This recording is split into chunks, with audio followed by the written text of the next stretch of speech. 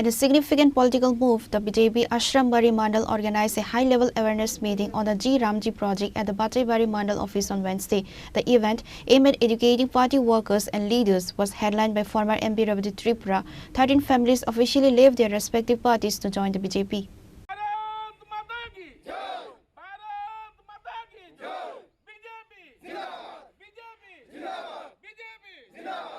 Addressing the party faithful, MP Rebati Tripura detailed the core benefits of the G Ramji scheme, emphasizing its role in rural empowerment. The gathering saw the participation of several prominent district and local leaders, including Binay Dabarma, BJP Khoi District President, Rinku Bhattacharjee, Chairman, Khoi Panchayat Samiti, and Mandal President, Asharambari Mandal, and other senior functionaries. আমাদের যে জি রামজি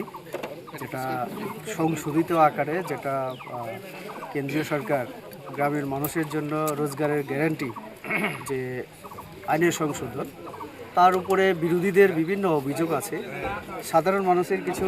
এই জায়গায় বোঝার ক্ষেত্রে কষ্ট হচ্ছিল তো আমরা আমাদের পার্টির তরফ থেকে পুরো ভারতবর্ষে এবং আমাদের এই ত্রিপুরা রাজ্যে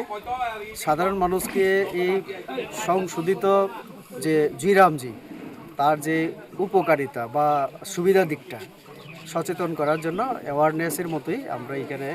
মণ্ডলের উদ্যোগে আজকে একটা অনুষ্ঠান আমরা করেছি এবং আশারামবাড়ি মণ্ডলের উদ্যোগে তার জন্যই আসা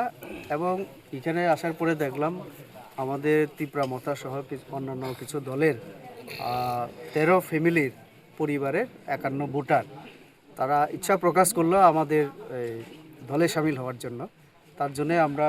আমাদের জেলা সভাপতি আমাদের বিনয়বাবু সহ মণ্ডলের এবং আমাদের জনপ্রতিনিধিরাও আছেন পঞ্চায়েত সমিতির সবাইকে নিয়ে আমরা তাদেরকে আমাদের পতাকা দিয়ে বরণ করলাম।